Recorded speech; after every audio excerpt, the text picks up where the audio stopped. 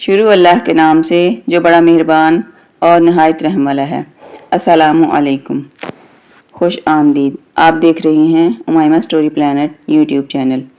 عید الاضحیٰ دنیا بھر کے مسلمان ہر سال 10 ذوالحجہ کو حضرت ابراہیم اور حضرت اسماعیل علیہ السلام کے جذبہ ایثار کی یاد میں ایک خاص تہوار مناتے ہیں جسے عید الاضحیٰ کہا جاتا ہے۔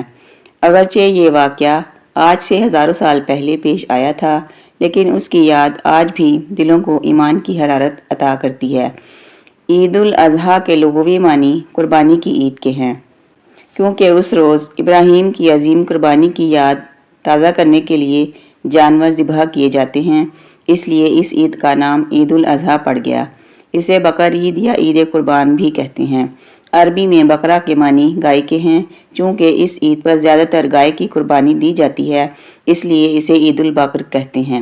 عید سے ایک روز پہلے مرکز اسلام مکہ مکرمہ میں مسلمانان عالم حج کرنے کے لیے جمع ہوتے ہیں۔ عید الاضحیٰ کا تاریخی پس منظر۔ واقعہ یوں ہے کہ ایک رات اللہ تعالیٰ نے حضرت ابراہیم علیہ السلام کو خواب میں قربانی دینے کا حکم دیا۔ انبیاء اکرام کے خواب ہمیشہ حقیقت پر مبنی ہوتے ہیں۔ آپ صبح سویرے اٹھے اور اللہ کی راہ میں 100 اونٹ قربان کیے۔ دوسری رات پھر قربانی کا حکم ہوا، آپ نے صبح اٹھ کر پھر 100 اونٹوں کی قربانی دی۔ تیسری رات پھر ارشاد باری ہوا، اے ابراہیم، جو چیز سب سے پیاری ہے وہ میری راہ میں قربان کر۔ صبح جب بیدار ہوئے تو کافی غور و فکر کرنے کے بعد اس نتیجے پر پہنچے کہ اپنے لخت جگر اسماعیل سے بڑھ کر مجھے اور کون سی چیز پیاری ہو سکتی ہے۔ چنانچہ آپ نے حضرت اسماعیل کے سامنے اپنا خواب بیان فرمایا۔ فرما بردار بیٹے نے سر تسلیم خم کرتے ہوئے کہا، ابا جان، آپ فرمان خداوندی کی تعمیل کریں، انشاءاللہ آپ مجھے صابر اور ثابت قدم پائیں گے۔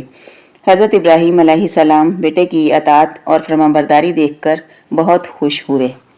حضرت ابراہیم علیہ السلام بیٹے کو ساتھ لے کر جنگل کی طرف روانہ ہو گئے۔ راستے میں شیطان نے حضرت اسماعیل کو بہکانے کی کوشش کی، مگر وہ اس کی باتوں میں نہ آئے۔ جنگل میں پہنچ کر حضرت ابراہیم نے اپنے پیارے لخت جگر کو ذبح کرنے کے لیے زمین پر لٹا دیا۔ حضرت اسماعیل نے عرض کیا، ابا جان، آپ میرے ہاتھ پاؤں رسی سے باندھ دیں تاکہ میرے خون کے چھینٹے آپ کے کپڑوں پر نہ پڑیں۔ ساتھ ہی آپ اپنی آنکھوں پر بھی پٹی باندھ دیجئے، ایسا نہ ہو کہ آپ کو مجھ پر رحم آ جائے۔ حضرت ابراہیم نے ایسا ہی کیا اور پھر اللہ کا نام لے کر چھری حضرت اسماعیل علیہ السلام کے حلقوم پر رکھ دی۔ اتنے میں غیب سے آواز آئی، اے ابراہیم، تیری قربانی قبول ہوئی، تو نے اپنا خواب سچ کر دکھایا۔ بے شک یہ ایک بہت سخت اور کٹھن آزمائش تھی جس میں تو پورا اترا۔ اب لڑکے کو چھوڑ اور تیرے پاس جو مینڈھا کھڑا ہے اس کو بیٹے کے بدلے ذبح کر، ہم نیکوکاروں کو اسی طرح نوازتے ہیں۔ حضرت ابراہیم علیہ السلام نے پیچھے مڑ کر دیکھا، جھاڑی کے قریب ایک مینڈھا کھڑا تھا۔ آپ نے اللہ کا شکر ادا کرتے ہوئے اس مینڈھے کو ذبح کیا۔ یہی وہ قربانی ہے جو اللہ کی راہ میں ایسی مقبول ہوئی کہ بطور یادگار ہمیشہ کے لیے ملت ابراہیمی کا شعار قرار پائی۔ آج بھی ذوالحجہ کی 10ویں تاریخ کو تمام دنیا اسلام اس ذبیح عظیم کی یاد تازہ کرتی ہے۔ عید الفطر کی طرح عید الاضحیٰ کا تہوار بھی بڑی شان و شوکت سے منایا جاتا ہے۔ بچے، بوڑھے، مرد، عورتیں صبح سویرے اٹھتے ہیں اور نہا دھو کر کپڑے پہنتے ہیں۔